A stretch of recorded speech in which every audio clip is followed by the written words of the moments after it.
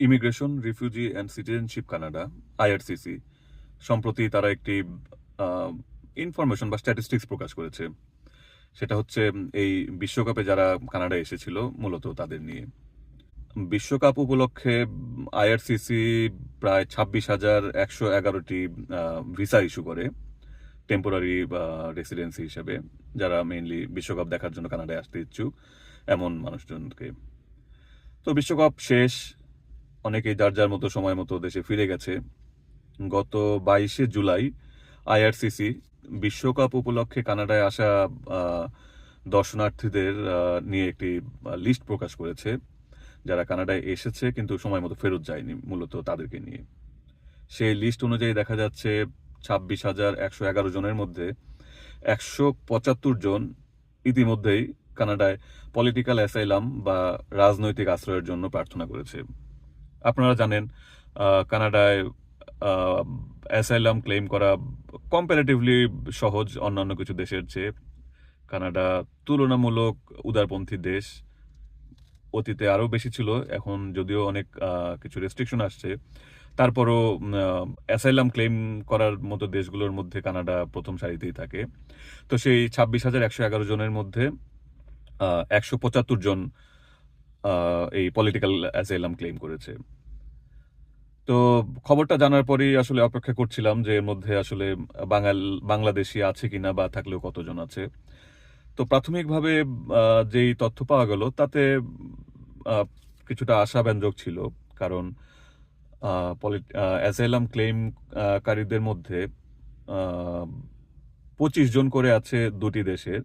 তারা হচ্ছে চায়না এবং ঘানা। ১৫ জন করে আছে ৩টি দেশের, কলম্বিয়া, মিশর এবং কেনিয়া। আর বাকিরা হচ্ছে বাদবাকি ৮০ জনের মতো।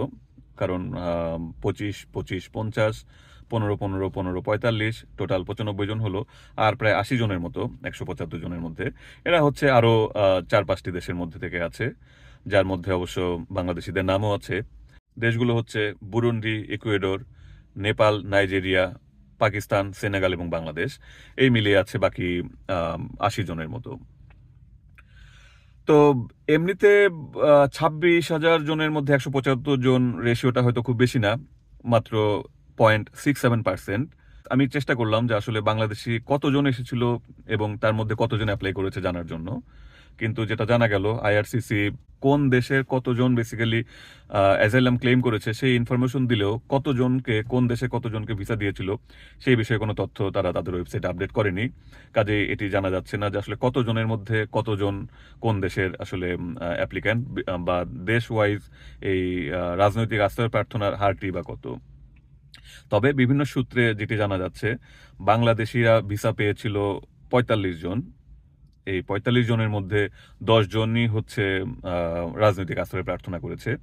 সেই হিসাবে হারটি আসলে কিন্তু 22.22% এর মতো। অর্থাৎ ভিসা প্রাপ্ত প্রতি ৪.৫ জনের একজনই কিন্তু আসলে এই রাজনৈতিক আশ্রয় প্রার্থনা করেছে। যেটা 22.22% হচ্ছে অরিজিনাল যে রেট ছিল 0.67%, তার প্রায় ৩৩ গুণ। তো এই হচ্ছে মোটামুটি অবস্থা।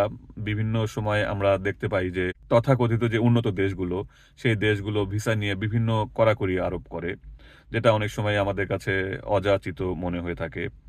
যেমন আম এবারও বিশ্বকাপ নিয়েও দেখেছি যে বিভিন্ন দেশের রেফারি, আ কোনো দেশের খেলোয়াড় এবং অনেককেই সাংবাদিক, এদের অনেককেই অনেক দেশ, কানাডা, ইউএসএ বা মেক্সিকো, এদের অনেককেই ভিসা দেয়নি।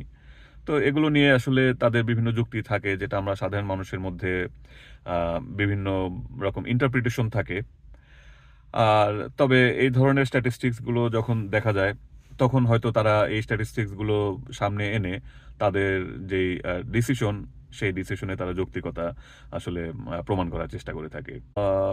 কেউ আসলেই হয়তো তার দেশে বিপদে থাকতে পারে, তার জন্য আসলেই আম রাজনৈতিক আশ্রয় প্রার্থনা একটি গুরুত্বপূর্ণ ব্যাপার হয়ে থাকতে পারে। তবে কখনো, কখনো অনেকে দেখা যায় যে এই সুযোগের সদ্ব্যবহারও করে থাকে, সুযোগের মিসইউজও করে থাকে।